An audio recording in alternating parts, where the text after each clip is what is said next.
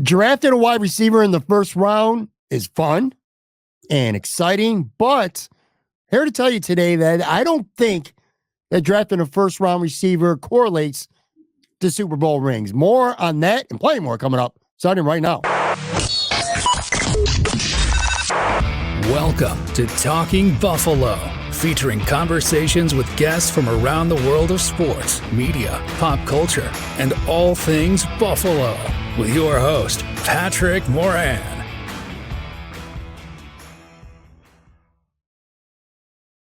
All right, what is going on, everybody? How you doing? Welcome to another episode of Talking Buffalo, your weekday daily driver for Buffalo Sports Talk and more. My name is Patrick Moran. Thank you very much, as always, for watching, for listening, for following, for subscribing. I appreciate you all very, very much. This is our Tuesday episode. Join right now. I'm going to bring him in, my ultimate utility guy. I'm going to call him at this point. My man, Anthony Marino from Buffalo Rumblings. You're like a baseball player that a manager could just pencil in to play 3 or 4 different positions, having you in on different days, trying different things out. For the time being, at least until after the draft anyway, you'll be hearing from Anthony when he can, as long as he could do it every Tuesday. What's going on, Anthony? How you doing, buddy? Good, man. How are you? You know, like being that utility player, it's how you stay in the league, right? You need that position flexibility, or you find yourself up being a cap casualty soon enough. So glad to be here. I really appreciate you. Yeah, and like I said, for the foreseeable future, at least, Anthony's going to be on with me on Tuesdays. Quick programming though before we get into today, and I said right at the top, I have a opinion based on some research I did, and maybe it's loose research that could be easily picked apart, but I went through the last 15 years of Super Bowl champions, and I looked at the wide receivers, the starting 1 and 2 receivers from each of those teams, and I've concluded that you don't really need to have a receiver in the first round to win Super Bowls. So we'll talk about that in a few minutes. I want to plug tomorrow's show because we're taping this Monday morning. So that's what we'll pretty much be doing for the most part. Anthony and I will tape Monday mornings for a Tuesday podcast drop. This will be on YouTube late Monday night. This week, I taped on, actually, it's already in the can. I did a podcast with your colleague at Buffalo Rumblings, Bruce Nolan. That's for Wednesday's show. Starting this Wednesday and for the next 5 weeks, we are doing a Buffalo Bills mock draft. I'm going to have a different guest each week for that. Anyway, I kicked it off this week with Bruce Nolan. And I got to tell you, man, we chatted for just a couple quick minutes before started rolling the camera and the recorder here. Bruce Nolan, I got to say this. Him, Joe Marino, those two guys to me, with all due respect, so many great guests that I've had an opportunity to talk to, and they're always fun. So many good guests here on the show. Just so many good content creators out there in that space here in the Buffalo market. But man, I came away from that mock draft taping with Bruce, and I just remembered, because it's been a while since I've had him on the show, at least solo, just on another level. I mean, that guy is unbelievable. An encyclopedia of knowledge, the way he gets his points across, the voice, the gimmick, the character, because you don't really know who he actually is. So there's a little mystique to him. But man, holy shit, Av, dude, what an incredible conversation. Like, I'm really excited to. I know there's a million mock drafts out there. It's just different though when I had Bruce on. This guy's almost like one of one. You know what I'm saying? Yeah, and I think he is one of one, and I think that's where his following has grown, and honestly, the success that he's had, because it's not often that you get that combination of being able to be as analytical as he can be, right, and as practical as he can be, but to have the voice, to have the persona. Like sometimes it's all one or all the other. And it's kind of this combination when you put the two of them together, that makes it kind of fun. And he does a fantastic job. I mean, I'm happy that we get to, quote unquote, work together, over all these years, and just what he has brought to Buffalo Rumblings. Certainly we went from being a successful platform in the podcast standpoint to just skyrocketed thanks honestly in so many ways to Bruce and others. But I think he was that one that really elevated the profile of what we were trying to do, and continues to do that each and every week. Well, I'll tell you this much. I'll give a little bit of a teaser here. picked a guy in the second round that when he selected him, actually, let me take that back. His first 2 picks were guys that I really hadn't thought much of. In fact, one of them I quite frankly had zero interest in. By the time he was done talking, he got me on board. You know what I'm saying? Yeah. That's one thing I like about you two, man. And I kind of feel to some extent I'm that way as well. Like we all have our thoughts, our opinions, our takes on things. And some people just dig their feet into the ground and they want what they want and they don't want to hear from anybody else. It's kind of like with politics. You know what I mean? You play your sides of the fence and you ain't hearing what the other person has to say. You have no interest in it. I like to think that I'm pretty open to being wrong and, getting my mind changed. I know you definitely are as well. There's just so many people ain't like that though, man. It's like they got their takes and they ain't hearing from nobody else. Well, it's that online community right now, right? When you think of Twitter and comment sections and this and that, I mean, that is kind of that's what that outlet has become for a lot of people. Maybe not utilizing it as an opportunity to learn or to hear another opinion or to find some of those things out. So it's but if you find the right people, you follow the right people, you engage in some of that back and forth. And you mentioned Joe and you mentioned Bruce, like those guys are pretty good with that. You're not bad too. So don't sell yourself short. Appreciate that, man. All right. So again, in a few minutes, we're going to get into more specifically the draft and just the wide receiver position. I got a chart. I've shared it with you. I'm going to share it with our audience. For the people on the audio side, of course, I'll run through it and I'll explain it. Kind of outline just the wide receivers that have been taken, or I should say the last 15 Super Bowl champions and those teams, the wide receivers and where they were taken in the draft. Before that, though, man, I mean, there's been a lot of stuff going on with the Buffalo Bills. No, like earth-shattering, no one single, oh my God, I can't believe they signed this guy, you know what I mean? Or a trade or anything. Nothing too nutty like that, but lots of changes. And as things stand right now, as we record this, let me run through a couple of these, and then I kind of want to get your opinion on each of them. Really tough to say, when we're talking here in late March, is the team good? Is it better? Is it worse? Is it the same on paper?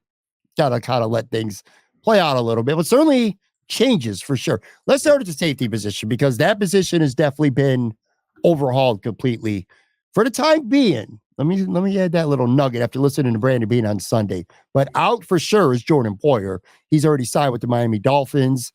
Out, it seems, is Micah Hyde, although he has not announced his retirement. And Sunday in Orlando, Brandon Beane at least alluded to the fact that the door's not closed on Micah Hyde returning, especially if he can fit under the salary cap. I still think he's probably done. But anyway, we'll assume he's out for the time being. So Poyer and Hyde out. Taylor Rapp re-signed in. And this past week, the Bills signed safety Mike Edwards from the Chiefs. You look at that position, who's out, who's in. How you feeling about that right now? Let's start there. Yeah, certainly, right? Like Micah Hyde and Jordan Poyer, everything that they've meant to the Buffalo Bills since Sean McDermott arrived in 2017, that can be understated. I mean, in the interest of time, I don't need to revisit all of that. It is interesting with the position because it does bring back shades of when those two joined the roster back in 2017. You've got some guys that have, when I say proven themselves in the NFL, like, use that term loosely, right? But have been successful starters in the past, have the opportunity now to come in, maybe a little bit unheralded, but, to enter a system where we can say Sean McDermott and his defense has really gotten great production out of the safety position, out of his defensive backfield, even despite injuries in the past. And you think back to the 2022 season, again, Micah Hyde goes out in week 2. DeMar Hamlin ends up starting at safety the entire season. And not to say that it was a seamless replacement or anything along those lines, but the defense did not crater. He did not get picked on to the point that the Bills were not a successful team. I mean, they went, were incredibly successful, going 13-3 in the regular season. So, you look at all of that, and I guess I can have a sense of optimism around it, right? I mean, hey, maybe Mike Edwards, you get that 1-year contract. So you think to yourself, okay, 1 year, maybe if they signed someone for 2 or 3 years, maybe that would have been something that could have helped, because then at least you're not saying, well, we're in this position a year from now. But it does give you a starting duo that at least you can take a sigh of relief looking at the safety position. Yeah. I kind of feel I like Mike Edwards. I definitely like that signing. And is he better than Micah Hyde? Well, what Micah Hyde are you talking about? Yeah. Are you talking about 2017 to 2022 Micah Hyde? Absolutely not. Micah Hyde's an all-pro caliber safety at that level, but last year was a little bit rough for him. I think age and injuries, the neck, trying to get through those stingers and neck problems caught up to him to an extent. I'm kind of with Taylor Rapp, kind of a wait and see. I talked, a little spoiler alert, I guess, here tomorrow, because for tomorrow's shows, Bruce and I talked Taylor Rapp, and he had a couple big plays at the end of the season, and that's great, but really wasn't much of a factor during the season. But he's got a year in the system now, and we'll see. I feel all right about that position. Wide receiver, another positional group with big changes. Out is Gabe Davis. Out is Trent Sherfield. Out is Deontay Hardy. In is Matt Collins. And in is Curtis Samuel. And I'll say this too, Anthony, going back to what Brandon Bean was talking about on Sunday. He talked about Curtis Samuel and talked about how his best year in 2020 with Carolina with Joe Brady. He said he was in the running back room for running back meetings almost as much as wide receivers, lined up plenty in the back. And kind of listening to Bean and looking at this offense right now, personnel-wise, when Curtis Samuel first signed with the Bills, Anthony, I was like, well, there goes wide receiver in the first round, maybe even the first 2 rounds. I really don't feel like that anymore. I kind of feel like they are legitimately, they envision him as a more souped up version of what they kind of wanted Isaiah McKenzie to be 2 years ago. So I don't know, kind of evaluate that position, what you're saying. Plus, by the way, we're not even talking about Matt Collins. I'm telling you, Matt Collins is a pretty good wide receiver and a hell of a blocker. He's going to take on some of Gabe Davis's role in terms of being a blocker when the Bills run the ball with that wide receiver position. But I think that this is a position where, safety might have been up or down. Do you like it better or not right now? This position, even before the draft, I think is somewhere the Bills have upgraded here, in my opinion. Well, I think they've upgraded from a consistency standpoint, right? Gabe Davis has been more of a boom or bust. And I think Curtis Samuel, when you look at the player he is, there should be a level of consistency that comes with him as a player. And, you look at that, and even if it becomes, hey, you're getting 3 or 4 touches out of the backfield each game. Okay, I can see that happening.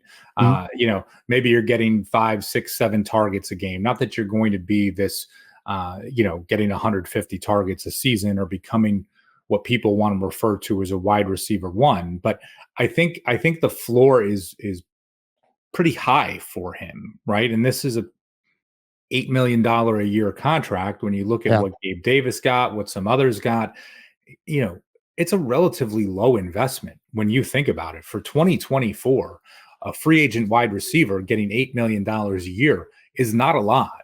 No. So, as you go with this, it's like if he hits, or if he's just what he's been, right, the last few years, that's a good contract. If he does anything above that, it becomes a bit of a steal. So I'm optimistic with what Curtis Samuel can be for the Bills. And, in the past, like we would kind of joke, oh, this guy, he's not a running back. He's an offensive weapon, right? Just for people that are all about the wide receiver and how you would sort of talk about that a little bit. Well, now it's a little bit different, right? Now, here's a guy that is a wide receiver first that can play running back for you and do some different things, do some of those things Isaiah McKenzie used to do, but maybe filling in for what you would envision for a J.D. McKissick or a Nyheim Hines or someone in that role, but in the body of a wide receiver instead of a running back that you're trying to then convert to a wide receiver when necessary. I like the signing in part, if for no other reason, that it makes the Bills a little maybe less predictable when he's on the field offensively. Sure. Like there's more things he'll be able to do. And you don't think this excludes the Bills in any way, shape, or form from taking receiver very early in the draft, possibly a first rounder, even though they've added 2 guys.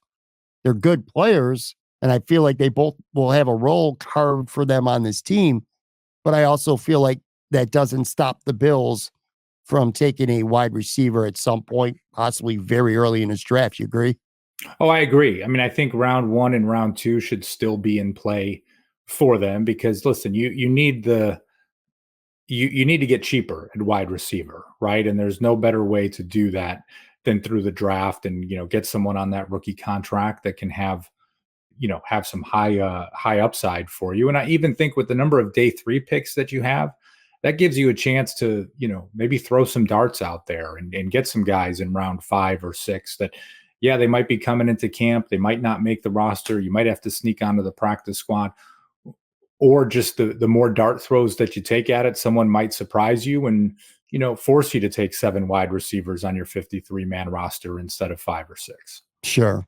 The other position where I got to tell you, until going into the weekend, I was quite worried about is defensive tackle. I mean, they're set at starter, and that's obviously the most important thing. Ed Oliver, Daquan Jones, they're quality starters for sure. So that's good. But there was like literally zero depth behind them. And I mean, zero going into this weekend. But then the Bills signed Austin Johnson, very much to the excitement of Daquan Jones, who actually is the one who broke the news. I kind of felt that was funny. Obviously, they're boys. He's very happy about that. Austin Johnson is a player who does some things well. I talked about this on Monday's show with Joe from Queens, so I'm going to kind of bring this up again as well. People like to use PFF quite often, and sometimes it feels to me at least like it's often to boost your argument. Like if a player grades really well with PFF, you like to say, oh, he's the fourth highest pass blocking center out of 38 eligible centers. You know what I mean? You use it when it's to your advantage, and you kind of like dismiss PFF when it's not. And I kind of brought this up, like I said, on yesterday's show. If you're going to talk about PFF, the good side, better talk about the bad side, because Austin Johnson, per PFF, very lousy. Grade was very lousy, but again, doesn't mean I don't like the player at all. And also, this is the big thing. I feel like I can't rant about the same things over and over and over, but Tim Settle and Jordan Phillips and Ball Joseph and Boona Ford gave the Bills next to nothing last year when one of the starters were out. So I almost feel like this is an upgrade addition by subtraction. But yeah, if you like Austin Johnson or if you're interested in him, don't go to PFF. That's all I'll tell you. Well, and if I'm correct, the PFF, it was a down year in 2023, right? That was his kind of worst year in recent history. And I think when you talk about the Chargers, it's just like there were a lot of things not going well. But I completely agree with you, right? You can't write off one versus the other. The interesting thing, and again, I haven't looked at the tape or studied it in detail, but from what it sounds like, he had primarily played in a 3-4 alignment, now moving to a 4-3. So, that will be an interesting shift as well. Him primarily playing 1 tech, it sounds like, can play 3 tech if necessary. But to your initial point as well, the Bills still need to do more at defensive tackle, probably to add, for sure, at least one other player that will be in your rotation, and then possibly 2, depending on where you fall on someone like Eli Anku. So, still some work to be done there. And there's still time to do. Oh, yeah. It's still early in the process. People sometimes forget that it's like, oh, I roll a couple of weeks into free agency and you start to get panicked. You're like, is this really going to be the team minus whatever they get in the draft? Like, not necessarily. There will be signings after the draft. Brandon Beane said on Sunday, team's got like $6 to $7 million of cap room. What I did find interesting, he goes, that if we stretch anything financially, it's going to be in the trenches. He pretty much said that straight up. So there's going to be a couple signings after the draft. Leonard Floyd was signed on June 6th last year. A couple other players were signed after. Latavius Murray was signed after the draft. So there's definitely more additions still to come. But yeah, I agree with you about defensive tackle. I would say when you're looking, and by the way, there were a couple other additions this week, but really not much to talk about. Casey Tohill, he's that DE4, maybe DE5, kind of like that Shaq Lawson role. And they signed on the interior line guy, Trapp. Well, who I think will try. He will compete for a roster spot. I don't think it's even a given that he's going to make the team, but he is some He's been proven to give teams depth in the interior line. He's got a plenty of game and some starting experience. So it's a good add to have to the roster. But yeah, positions like safety, like I said, remains to be seen. A couple other things.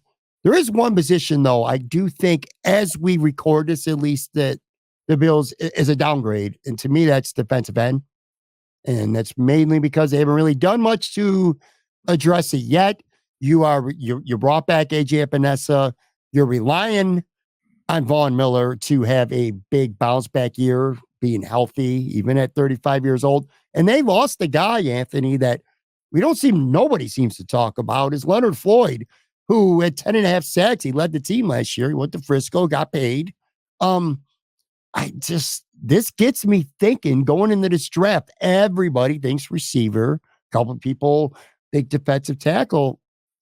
Unless someone convinces me otherwise, I'm in the mindset right now that I think Brandon Beane might have defensive end as his number one priority as things stand right now. Well, it certainly could be, right? I mean, it's one of those premium priced positions that's out there. And the Bills do use a rotation. I know that annoys some people, but like Joe Marino was talking about it last week, like, hey, yeah, you might only be playing 50% of the snaps, but you're not maybe a wide receiver that's lined up out wide on a run play where you basically don't have to do something, or something that, play isn't going to your side of the field. Like, hey, if you're a defensive tackle, defensive end, when you're out there, it's 110% full motor every time, contact taking play on every single one of those possessions. So it's a little bit different. And for what defensive ends get paid, to get someone that is younger, someone that you can keep. It does sound like from Brandon Beane's comments on Sunday that, Greg Rousseau will get the 5th-year option. So I'll say this, right? Like, if Epinesa and Rousseau are your two guys, you have them locked up basically for the next 2 years. So maybe it, reduces the sense of urgency there. I'm in a minority when it comes to Von Miller, that I think that, listen, he came back from the injury too soon. When you look at the timeline for when it took place to when he came back, that was probably overly optimistic and a bit of a mistake. Now, I'm not saying he comes back to, Von Miller earning all those incentives now that are in his new contract and getting, 12, 13, 14 sacks. But, if he can almost be a guy that gets you 7 or 8, playing 40% of the snaps, giving you that burst, maybe not to the production that Leonard Floyd was, but, you can look at AJ Epinesa and his snap count going up. I'm a little bit more optimistic there. And trust me, I'm not saying worth a $20 million a year contract worth it, but I mean that not the waste of space that he was during the 2023 season. And again, someone that can get you 7, 8 sacks and make the quarterback uncomfortable as much as possible. I'm in that minority camp with you when it comes to Von Miller. I'm actually a little bit hopeful. I've said this. I like the way he looked against the Chiefs. Just started to play with more of a sense of urgency, and you could see some bend in his game that we did not see at any point before that. Last thing before we take a break and get into this receiver stuff, I feel like Brandon Beane's done with limited resources. I don't want to say no resources because they've signed some guys, but I feel like he's done a good enough job that this team's going to go into the draft. And this is even if they don't add anyone else before the draft, which they still might, but even if they don't, I don't feel like he's got to go into the draft and say, we have got to get a wide receiver in the first round, or we have got to get an edge, or we've got to get a defensive tackle or safety like really early in this draft. I feel like he's done a good enough job adding pieces right now that they got 22 okay starters, like even positions that aren't as strong as others, but they don't have any. What an ugly hole this is looking like at this position. You know what I mean? Oh, yeah. I mean, listen, if they had to line up with what they have today, I mean, your biggest question mark is going to be what? The 2 safety positions, and just seeing what those 2 guys can do, right? Replacing, in essence, two icons for the Bills over this last stretch. I mean, other than that, okay, left guard, David Edwards, Connor McGovern, how that whole thing is going to work out. But It's also not, you can argue it's a downgrade, but, is that a downgrade from a 100 to a 75 or from 100 to an 89? Like there's certain things that you can look at with this and think to yourself, the downgrade hasn't been anything too crazy. There just hasn't been a lot that you can look at and say, this has made the Bills exponentially better going into this season. Yeah, you can argue that with Curtis Samuel. I think like that would be, the one from, and really just the inconsistency of Gabe Davis. But there's, like we said, there's still a lot of time. Yeah, for sure. And look, I'm not here to say that I think the Bills are set and that they're solid everywhere for sure. And there's not question marks. There definitely is. There is a question mark at safety if that level of play is going to be even close to what it was over the last handful of years. I still got questions about the depth of the defensive line, even with the additions of Austin Johnson and Casey Tohill. I don't think that makes the Bills change their draft philosophy whatsoever. And then he's brought it up too. Center. It's got to be a question mark. Until we go out there, until we see Connor McGovern effectively replace Mitch Morse at center. Not really worried so much about Edwards, but until we see Connor McGovern play center for the Bills, that's definitely something. And at least it'll be a question mark up until that point. Anyway, I'm going to take a real quick break. Come back on the other side. I'm going to pull up a chart. I'm going to show you the last 15 Super Bowl winners and how few of them had first round wide receivers. And we'll discuss right after this break.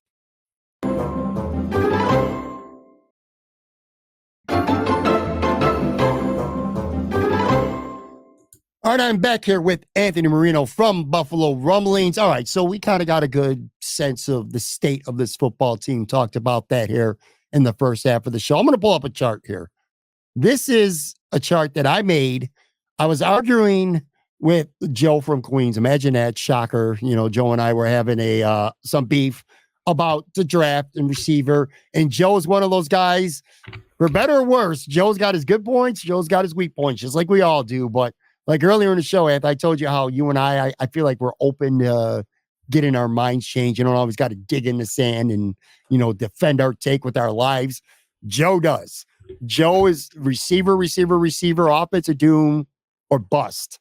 And I just started thinking in my mind, I wanted to go back. I wanted to do some research. And I'm like, let's look at Super Bowl champions right now and let's figure out how many of them had first round receivers. So what I did, and again, if you're watching this on the video side, you could see it. On the audio side, I'll explain it a little bit.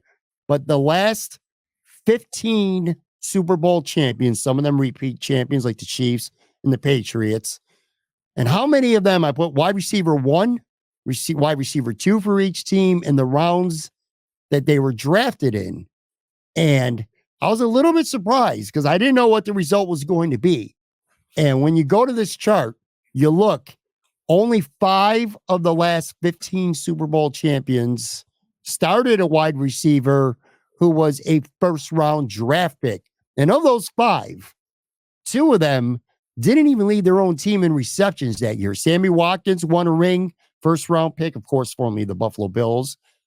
He won a ring with the Chiefs in 2019, but he didn't lead the wide receivers in yardage that year. Of course, Tyreek Hill did.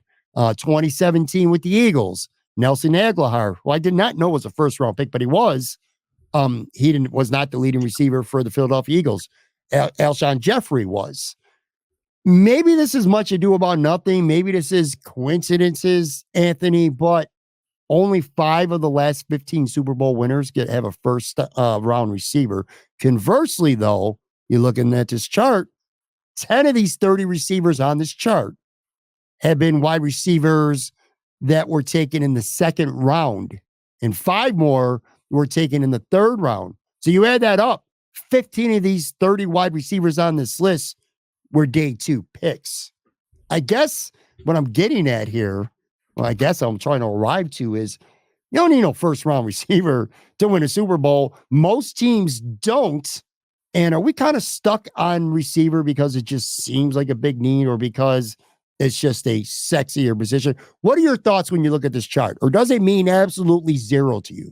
Honestly. Well, let's put it this way. The bottom half of it means absolutely zero to me, right? When you think about like the 2009 Super Bowl, 2013, the game is very different from what it was back then. And you can look at wide receiver contracts and what they're making today, what are considered premium positions today versus what they were 15 years ago. back then you would see running backs getting the bigger contracts, right? Like obviously the NFL has gone away from that, although I'd argue it's starting to creep back a little bit with this recent free agent cycle. Defensive tackle position, right? I mean, back 6 years ago, like there's no way you had a defensive tackle getting a $25 million a year contract. Now all of a sudden that is seen as a premier position when you look at, we could talk about Ed Oliver and his contract being pretty modest now compared to what guys like Christian Wilkins get. So, I think as I look at this, so I poked some holes in it there. I've got some holes to poke in it recently, and I don't know if you want me to just like destroy your theory, at least in my own mind right away, or do it, man. I'm open to having my theory destroyed. I'm just looking at a list. I ain't seen a lot of first round guys, man. Seen a lot of good defenses, which we'll get to in a minute. Well, and the defensive piece is important, right? Because you can't just be like, we're just going to put 50 on them every time. That just doesn't happen, right? Mm-hmm. But I think when you talk about wide receiver, look at all these teams that lost the Super Bowl. And I know what you're saying. Like, no, wait, we're talking about the team that won the Super Bowl, and I get that. But, the Chiefs win in overtime this year against the 49ers. Okay. Brandon Ayuk, first-round draft pick of the team, premium investment, number 25 overall pick. Mm-hmm. Okay. Years before you look at things in 2022, the Chiefs beat the Eagles there, right? I mean, I kind of would double up on that when you talk about Devontae Smith, getting him in a first-round premium pick the year before and trading a first-round pick to bring in A.J. Brown. And I realized saying, hey, trading in a pick for someone doesn't equate to drafting them, but just for the sake of this conversation. Even the year before that, 2021 Super Bowl, the Rams beat the Bengals. Okay, well, you've got the first pick in round 2 of T. Higgins on your roster, and you've got Jamar Chase, who's a premium investment. So I realize in all three of those scenarios, it's like, well, wait, you're describing the team that lost, but the Eagles very well could have won in 2022. Sure. The 49ers, many would argue, should have won this past year.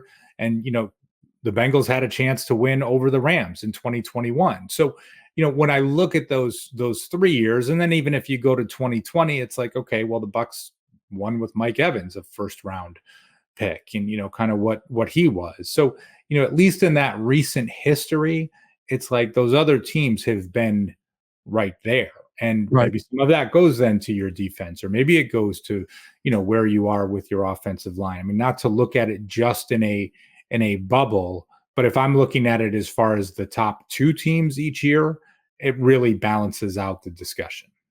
Boy, if I'm a college student, I hope you're never going to be my professor.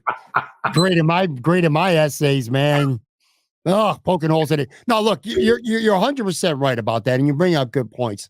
Even going back to just the list of people that won, though, this is where I arrive on wide receiver would be just for the Bills. I feel like wide receiver is a day 2 pick for the Bills right now. Just how I feel like that primarily because much of the chagrin of a lot of people, and I certainly understand, because it's like, how many times are you going to invest a premium asset in the defensive line? I get it. And right now in 2024, even a first round pick probably is not even going to start for this defensive line if the Bills are going to take one. I just feel they need to get a little bit better in the trenches. So my mindset is, give me a first round stud who might fall, and then go get a receiver on day 2. And on this list, like I said, there is just a host of day 2 picks that have won rings here over the last 15 years. And your point is very well taken, by the way, just in recent years with Super Bowl runner-ups and first-round guys. But Rashee Rice, Juju Schuster, Robert Woods from the Rams, who are day 3 picks here? Chris Godwin from the Bucks, Josh Gordon. Josh Gordon was a day 2 pick. Wow. Anyway, he won with the Patriots, but he really didn't get much credit for that. Alshon Jeffrey was really good for them, though. Manuel Sanders with Denver. We won't go any farther back than that. But yeah, man, I just feel like day 2 right now to me, and maybe I was trying to make a chart to illustrate what I personally might feel like is best for the Bills right now. So we can debate that. But do you really feel like wide receiver right now is the biggest need? And I'm kind of going away from what my point is with the data of this chart. It's interesting because it's almost a scenario of like when you talk about the biggest need, it's like, okay, and even like I was saying before, is your drop off, are you currently at a 75 in that position and you can get up to a 95, or is it you got someone that's like an 89 right now and you're hoping to bring someone in at a 95? Mhm. So it's almost the like if you're talking about the 1 year away scenario, right? Because you can say after this season, there's a very good chance that Von Miller will no longer be a Buffalo Bill. Sure. And there could also be a chance that Stephon Diggs is not a Buffalo Bill. And Absolutely. I'm not looking to run either one of them out of town, right? But I think when you look at that piece, it's kind of like it's more succession planning than anything. And it's if you're going to bring someone in, what does that look like? My only concern about waiting to the second round is just, that's an additional 32 picks. And for the talent that is there, the Bills just, in my opinion, don't have the draft capital this year to move up the way they would need to in the second round. And part of that is getting screwed in the comp pick situation, which still doesn't make sense that they did not get a third round pick for Tremaine Edmonds. And the fact that they don't have their own third round pick, because they traded it away. And I mean, granted, they got a fifth round pick and Rasul Douglas ended up being fantastic for the Bills. So there's no complaints there, but just kind of getting screwed over in the compensatory pick formula, that changed some things, right? Because, hey, if you had another pick at number 98, 99, 100, that gives you an opportunity to really move up in the second round. If you say, hey, Xavier Worthy's there at 39, we're going to move up and go get him. You could do something like that. Now, unless you want to talk about, forfeiting 2025 draft capital, that becomes a lot more difficult at any position that you're targeting, right? I mean, it can be wide receiver, defensive tackle, defensive end. I think those three fall into a similar type of actually, I should say that defensive tackle, I think, is a little bit deeper from that scenario. Defensive end, if you want to do something that, could have that potential, yeah, you probably need to do it at 28 or move up and, higher than 60. I'm glad you brought up the fact about not having a third round pick, because some people are probably sitting there saying, what the hell are you talking about? I mean, the Bills got 11 draft picks. They do. But if you want to move up from 60, if you want to go from like 60 to 56, 55, maybe 54, those 2 fourths you got or a couple fifths, you can finagle some of that and get up there. If you really like a guy and you want to get from near the end of round 2 up to the early part of round 2, like you want to get to 45 to 50 maybe, and make sure you get one of those receivers that you really like, or maybe an edge guy because you took receiver in the first round that's slipping. Yeah, you're talking 2025 draft capital at this point. Not that Brandon Beane would not be willing to do that under, for the right player and all.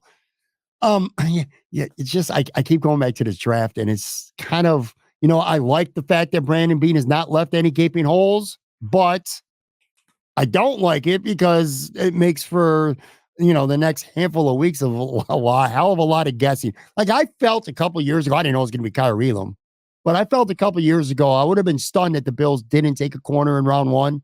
Yeah. I don't feel anything remotely close to that this year in any position at all on this team right now.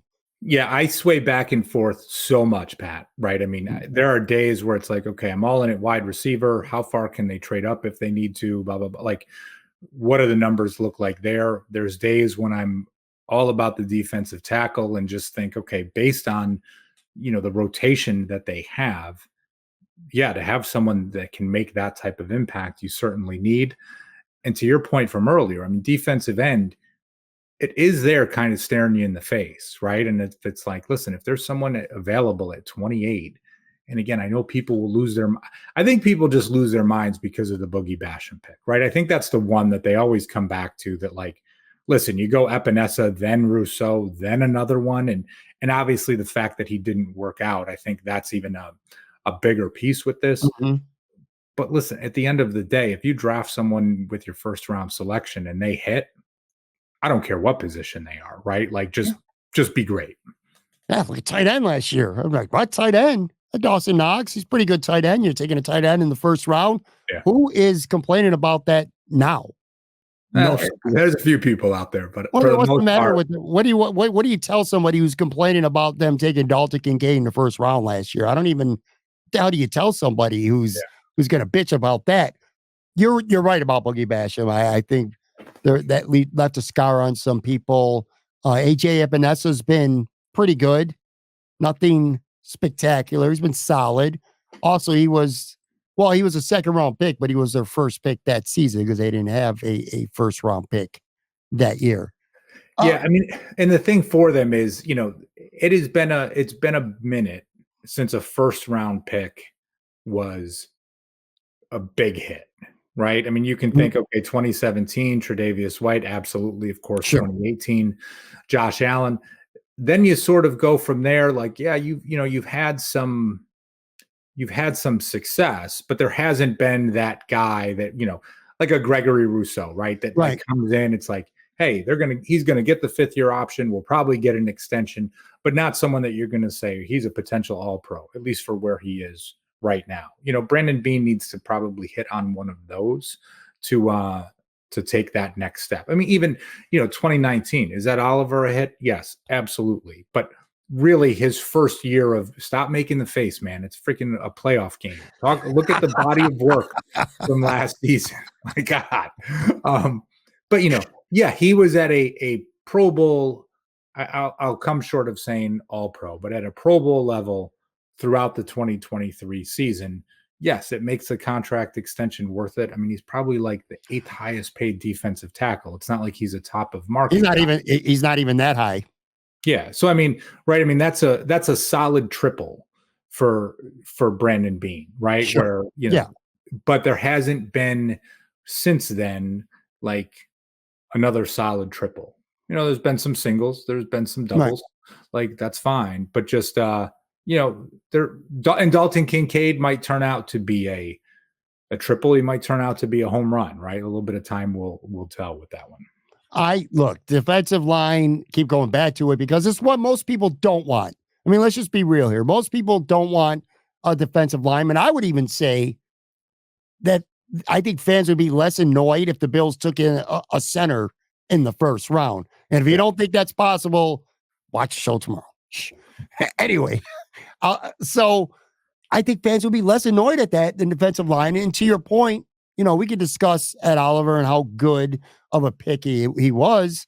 He's certainly not a bad pick. I got to say that. I mean, I'd be foolish to say he was a bad pick, but he was a 9th overall pick. I agree with your analogy. I'll say a double, and maybe he's going to stretch it to a triple. Let's put it that way. I'm not going to, I won't let go of the playoffs. I'm just not going to do it. But anyway, my point is this. Ed Oliver's been varied what you think of him, and nobody should think he's bad because he's a good player. Greg Rousseau's been solid, not great, but solid, definitely solid. AJ Epenesa's been mid to above average. Boogie Basham was a bust. That's your investments. Then you've spent some pretty decent money on free agents. Von Miller, who tore his ACL, otherwise maybe this is not even a conversation. He's not hurt, but I do think it's the fact that they haven't really hit on a defensive lineman that might give the Bills fans so much pause, as opposed to Josh, who's a home run, and Trey White, who was a home run with their first round picks.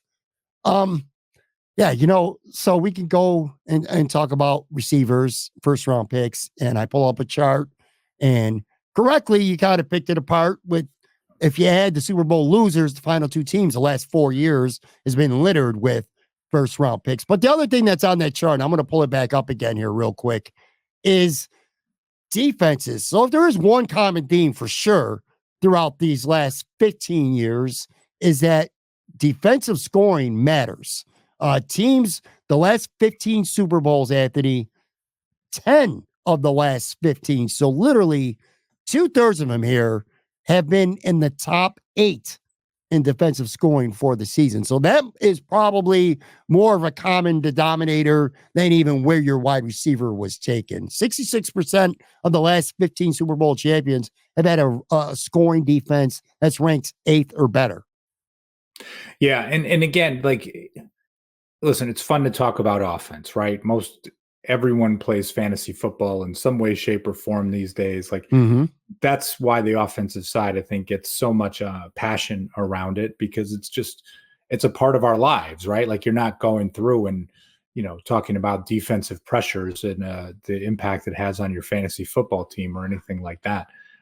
The defense is always going to matter. And I think there's just this mindset too of like, well, if you invest a first round pick in defense, you're not worried about the offense, or vice versa. It's like teams can address both, and that's okay. I mean, if anything, we can talk about it and say in years past, maybe the Bills haven't done enough on the offensive side of the ball and they've invested a lot in defense.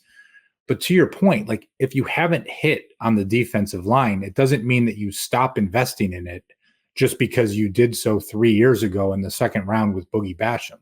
Like he's gone. He's not on the roster anymore. It was a whiff. It was a big whiff.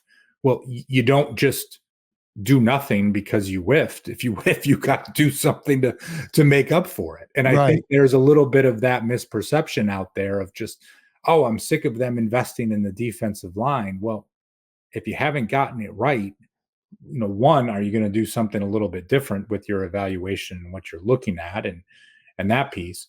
But then along those same lines, like you have to continue to take those swings. Going back to my buddy Joe from Queens, that's the thing. And he's not wrong when he says, the defensive line, he says it hasn't worked. All these resources, all these big draft picks, all these nice contracts in free agency, it hasn't worked. It's worked some in the regular season, but it hasn't worked for the Bills in the playoffs. The defensive line has not played well in the playoffs.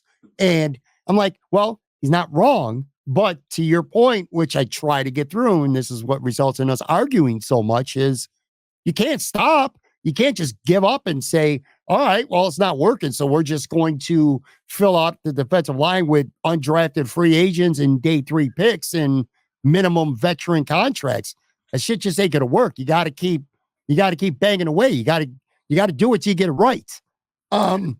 You've got to do it till you get it right. But I also think there's and listen, you can say the same thing about wide receiver too. So it does fit into both. But I mean, correct me if I'm wrong. I don't think the Bills have spent, even like early day 3 assets on positions like defensive tackle, defensive end, wide receiver. I mean, yeah, Gabe Davis, Khalil Shakir, now Justin Shorter. So maybe I'm even poking a hole in it myself. But it's like you value those picks to a certain extent. But it's like, why? I've said this to you before. What if a 5th round draft pick doesn't make your roster? Like that shouldn't be the piece. Sure. Get haunted by the ghosts of Wyatt Teller and moving on from him too soon type of thing here. Like just. You take the swings, you take as many as you can. And if it's like you got all these young guys coming in and competing, that's fine. Maybe it's more along the lines of defensive tackle and defensive end when you think, round 3, 4, 5, that the Bills haven't done a ton there to build up some of their depth. And let's be honest, I mean, the Bills have 2 4th round picks this year. That always seems to be a round where Bean is like just trading those picks away. Like that's what he uses to move up a couple picks in the 1st round, or the year that he packaged 2 4th rounders to move back into the 3rd to get Dawson Knox. Like there's not a ton of 4th round picks because the Bills trade them away. So I don't know. Yeah. I'm rambling now, but it's a philosophy that can work with multiple positions. It's interesting because Brandon Beane has been a trade up guy, and not even that 3rd rounder this year matters because, again, you're going in the next year, whether that's wanting to come up from maybe 28 to 24, 25, maybe whether that's wanting to come up from 60 to 5 to 10 spots in round 2. Even with all these draft picks, it's going to be harder for Brandon Beane to move up, at least early in the draft. All bets are off once he gets to round 3 because Brandon, who the hell knows what he's going to do. Bruce said, too, he goes, I almost am willing to show my face if the Bills actually make all 11 of their picks on the draft. Here's something, though, I would say, and it's sort of like, not a hot take, but this could be a year that going into day 3, right? So the Bills have 9 day 3 picks this year. Mm-hmm. So I could see them utilizing some of those picks to just be like, yeah, we'll trade you a 6th rounder this year for a 5th rounder in the 2025 draft type of piece to kind of build up that Right. capital for the future. But I also wouldn't be surprised if this is the year that, after day 2 of the draft, maybe there's some players on another team that, becomes a little expendable. So rather than the Bills making those picks, I could see trading a pick Yeah. or a player. Again, right? They still have some, we talk about, oh, well, who might they sign after June 1st or this and that. I mean, they've got the flexibility to make something work. But I could see that too, right? Of just like, hey, we didn't get exactly who we were looking for on day 1 or day 2, or we got these 2 guys, but there's still this 3rd piece looking out there. They're going to end up cutting this guy. Like, let's use one of these late day 3 picks that we have and just grab a player. Like, it gives them a different type of flexibility than we've seen them have before. We're going to end this way. And by the way, I've been calling for a trade now, predicting a trade, I should say, that the Bills are actually going to acquire a player for a pick for a while. So I wouldn't be surprised at all if that happens. And the Bills do have cap room to be able to make something work if it comes via trade. I want to end by asking you this, and I expect nothing but an honest answer from you. It's easy to sit here and be impartial and objective and say, well, whatever's going to help this team, I'm good with, which you are, as am I, and as of most people. But honestly, how married are you right now to the Bills taking a wide receiver in the 1st round? I'm sure that is not on the same level that you were with team running back in round 1 over the last couple of years until James Cook has emerged. And we know that's off the table. But right now, how much do you prefer the Bills to take a wide receiver, whoever it may be, in round 1? Yeah, let's say I'm like 51% wide receiver, right? And I mean, listen, it can be more than that, but what I'm trying to say is, like, it's a slight majority where if they don't do it, I'm not going to be logging onto Twitter and losing my mind type of scenario. Because as you were saying before, I don't know what to think from the draft this year. And usually in the past, I have a pre-draft crush, right? The years when the Bills needed a quarterback, okay, that was easy. But in 2020, it actually was AJ Epinesa. It was Jordan Davis, the defensive tackle that went to the mammoth human being that ended up going to the Eagles. Mm-hmm. Guys like Travis Etienne, yes. Of course, Bijan Robinson, and part of that is like a little bit of a shtick. Everybody knows that, at least the guys on Twitter. But those things, this year I don't have that yet. And maybe it's because of the depth at wide receiver that it's like, listen, there's probably 6 guys that they could take at 28 that I could be okay with from a wide receiver standpoint that bring a different type of skill set and what that is. So yeah, I'm expecting it. I guess I'll say I'm hoping for it, because I think that's the one piece that you can add that you want to talk about a level of excitement that would come to the fan base. Adding a wide receiver in round 1 would bring a level of true excitement as opposed to a defensive tackle, defensive end, offensive lineman, kind of the other areas where you could see them going. I think there's one wide receiver in this draft from a realistic standpoint. I'm not talking about Harrison, Neighbors, Adonze, that those guys are going to be long gone. There's one receiver in this draft I feel like at pick 28 is realistic that he may be there, somebody that would excite the fans, somebody who feels like it would be a good value pick for the future, and somebody who I think could help this team immediately in a specific role. And that guy is A.D. Mitchell. Totally I agree. think he is the perfect fit, the perfect value for the Bills at 28. And even if there is a good center or a really good edge guy or defensive tackle like Johnny Noonan might fall a little bit, if A.D. Mitchell's on the board at 28, I probably would have an emergipod to complain about Brandon Beane for a full hour if he didn't run up to the podium. Well, they're in their war room. I love how you're not overreacting to this hypothetical scenario already at the end of March, I would like a month before the draft. So I would be highly annoyed if AD Mitchell was on the board at 28 and the Bills did not take him. That would bother me. McConkey and Xavier Legette, a guy people don't even talk about too much, who they should be. Those are guys, Legette fits the profile of what they probably are looking for.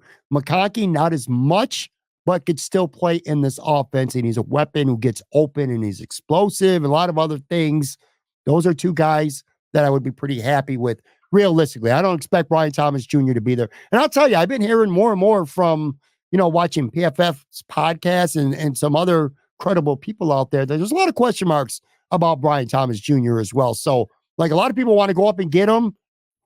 I'm not good. I want AD Mitchell. If we're going to go wide receiver, that's what I'm telling you, Anthony. Breaking news here. I want AD Mitchell. Well, I should add this too. When I said in the first round, I'm like 51% wide receiver. But when I talk about the first 2 rounds, I'm 100% wide receiver. No. And meaning that, like, they have to draft a wide receiver in those first 2 rounds. And I know we can talk about best player available, blah, blah, blah, all these types of things. Like, yeah, I'm not asking you to do something crazy, but like, if you got to move around, if you got to make something happen, you've got 100, it has to 100% by pick, 60. There has to be a new wide receiver with the Buffalo Bills. Absolutely. Troy Franklin or whoever it might be, like, pick any one of the names. It's almost and it sounds bad. I don't mean to say I don't care which one it is. Like, you want them to get a good player that can have an impact and continue to develop. But I want to see them add a wide receiver in the first 2 rounds. Absolutely. Even to take it, maybe a little bit further, you hinted at this too. It should be before 60. If it's not the first round, that's okay. Whether it's 28, it could be okay. You can move down in the first round a couple spots and get a receiver, that's okay. Or you can move up from 60. I don't think a receiver that they're going to love, and a lot of people are going to love, not that the Bills give a shit about what Anthony Marino and Pat Moran love, but anyway, I don't know that there's going to be one of them at 60. You want to get to that second, third tier, I think you're going to have to move up from 60. One last question. I thought of this when you were talking a few minutes ago about draft crushes. Can you remember, maybe off the top of your head, I'm putting you on the spot here a little bit, do you have an all-time draft crush? Like, is there one or two guys that you could think of, whether it ended up being a Bills pick or a pick for someone else, whether that guy turned out to be a stud or whether he didn't? But can you remember, like, an all-time draft crush? I got one, and when you were talking, it popped in my mind. Well, let me do this. I'll share a horrible one, and it goes back to, I can't remember what year it is, your boy, the Dante Whitner year. And I wasn't able to watch the draft at home. My wife and I had an event to go to out in Syracuse. So we're in the car listening to the draft on ESPN radio as we drive. And Bills need a quarterback. Matt Leinart is there. USC, Heisman Trophy winner, Hollywood, everything that, like, you think, like, great quarterback. And here comes, credibility coming to the Buffalo Bills. Mm-hmm. And they draft Dante Whitner instead. I almost drove off the road, like, from a serious situation. So, again, it's a draft crush that I had that did not work out. And, it's okay that it didn't work out. That's the first one that came into mind. So, but what's yours, though? I imagine you got a good one. It's funny because, ironically, it's the same draft year. Okay. It was 2008, the Dante Whitner year. I was utterly obsessed with Vernon Davis. I thought he was going to be the greatest tight end in NFL history. Now, to his credit, he had a decent a career. He wasn't bad tight end. He was pretty good, but he wasn't what I thought. I never have had before or since a bigger draft crush. The dude looked like a chiseled god who can run. And tight ends nowadays, that's not even all that uncommon. There's so many great athletic tight ends who almost are like wide receivers first. Yeah. Vernon Davis had like wide receiver athleticism and looked like a defensive end. I thought he was going to be one of the greatest players in NFL history. I was literally obsessed with the Bills getting Vernon Davis. Didn't happen. Didn't get a chance. you had a chance at Matt Leinart. So I get why you would want to pull over. My pullover moment would have been, I think it was pick 5. Frisco took him with the 5th pick. And then Dante went, you talk about all-time terrible picks with Dante. But anyway, yeah, he went before the Bills even got on the clock. But man, I was obsessed. I was sitting there praying and praying and praying. I'm like, don't say Vernon Davis. Don't say Vernon Davis. Don't say Vernon Davis. Every time I went up to the podium, and he did. Anyway, so on that note, man, now it's a little depression sinking in. Well, that's going to do it for this show. Thanks, Ed. This was a fun time, man. I got to tell you, like I said, I'm going to call you Professor Anthony here because I take the time. I put up a chart, tell people, yo, don't need no wide receiver. Wide receiver first rounders, they don't win rings. 5 of only 15. That's a shitty ass percentage. And Anthony goes, well, you want to take the top 2? Well, I'm going to show you 4 straight years in a row where there's a first round wide receiver. So if you want to get to the Super Bowl, you better draft a wide receiver in the first round. So thanks a lot, Anthony. You're never sending me a chart ever again beforehand. Honestly, it's like that was, I don't know. Yeah, that's my mistake. I gave you a chance to prep and you crushed my dreams. But on a serious note, thank you again, Anthony Marino. I'll be back. Brand new episode, Buffalo Bills mock draft version 1 with fellow Buffalo Rumblings podcaster Bruce Nolan tomorrow. Talk to you then.